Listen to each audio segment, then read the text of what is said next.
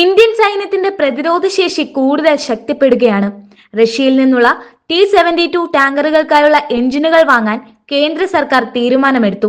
$240 million ഈ കരാർ പ്രകാരം 1000 HP ശേഷിയുള്ള എഞ്ചിനുകൾ വാങ്ങാനാണ് ഇന്ത്യയുടെ നീക്കം. ഇന്ത്യൻ പ്രതിരോധ മന്ത്രാലയവും റഷ്യൻ ഫെഡറേഷന്റെ റോസബോറോൺ എക്സ്പോർട്ടും തമ്മിലാണ് കരാറിൽ ഏർപ്പെടുന്നത്. ഇതിലൂടെ ഇന്ത്യൻ സൈന്യത്തിന്റെ T-72 ടാങ്കറുകൾക്ക് കൂടുതൽ ശക്തിയും കാര്യക്ഷമതയും കൈവരിക്കാൻ സാധിക്കുമെന്നാണ് പ്രതീക്ഷിക്കുന്നത്.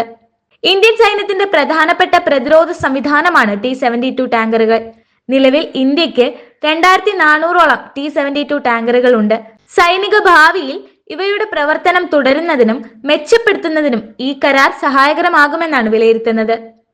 നിലവിൽ ഉപയോഗിക്കുന്ന T-72 ടാങ്കറുകളിൽ 780 HP ശേഷിയുള്ള എഞ്ചിനുകളാണ് സജ്ജീകരിച്ചിട്ടുള്ളത്. 1000 HP ശേഷിയുള്ള പുതിയ എഞ്ചിനുകൾ ലഭിക്കുന്നതോടെ ടാങ്കറുകൾക്ക് കൂടുതൽ കരുത്തും പ്രവർത്തനക്ഷമതയും ലഭിക്കും.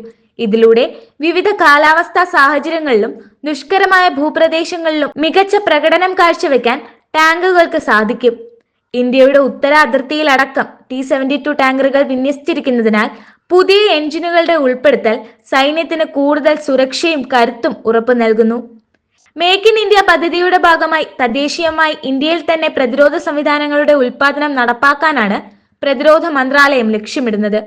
നിലവിൽ റഷ്യയിൽ നിന്ന് ലഭിക്കുന്ന സാങ്കേതിക വിദ്യ ഉപയോഗിച്ച് 800ഓളം എഞ്ചിനുകൾ ചെന്നൈയിലെ ആംഡ് വെഹിക്കിൾസ് നിഗം ലിമിറ്റഡിൽ നിർമ്മിക്കാനാണ് പദ്ധതി. ലൈസൻസ് ചെയ്ത ഉൽപാദനം ഇന്ത്യക്ക് തന്നെ നടത്താനാകുമെന്നാണ് ഈ കരാറിന്റെ പ്രധാന നേട്ടം.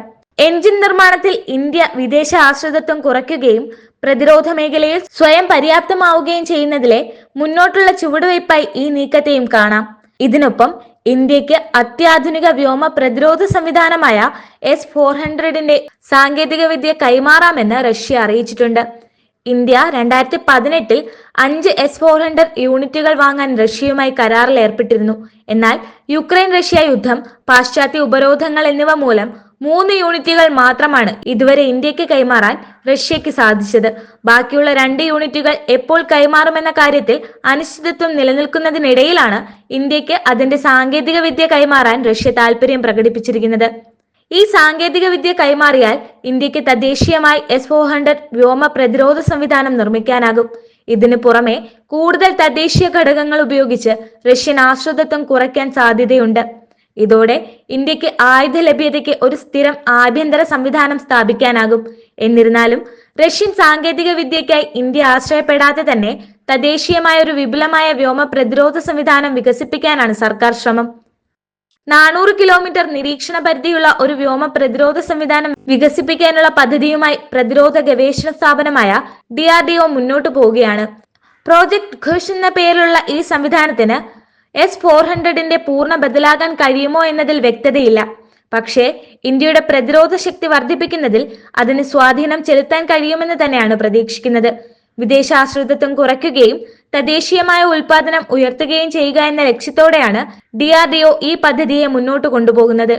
ഇന്ത്യ റഷ്യ പ്രതിരോധ സഹകരണ ബന്ധം ദീർഘകാലമായി മുന്നോട്ടുള്ള വളർച്ചയിലാണ്. ഇന്ത്യയിലെ ബഹുഭാഗം ആയുധങ്ങളും യുദ്ധവിമാനങ്ങളും റഷ്യൻ സാങ്കേതിക വിദ്യയെ ആശ്രയിച്ചാണ് നിർമ്മിച്ചിട്ടുള്ളത്. എന്നാൽ ഭാവിയിൽ കൂടുതൽ സ്വയം പര്യാപ്തത കൈവരിക്കാൻ പ്രതിരോധ മന്ത്രാലയം നയങ്ങൾ മാറ്റുന്നതിന്റെ ഭാഗമായാണ് തദ്ദേശീയ ഉൽപാദന പദ്ധതി മുന്നോട്ടു പോകുന്നത്. പുതിയ കരാറുകൾ ഇന്ത്യ റഷ്യ പ്രതിരോധ ബന്ധം കൂടുതൽ ശക്തിപ്പെടുത്തുമെന്ന് കരുതുമ്പോഴും ഇന്ത്യയുടെ തദ്ദേശീയ പ്രതിരോധ പരിവർത്തനത്തിനും ഇത് അത്യാവശ്യമായ പിന്തുണ നൽകുമെന്നത് ഉറപ്പാണ്.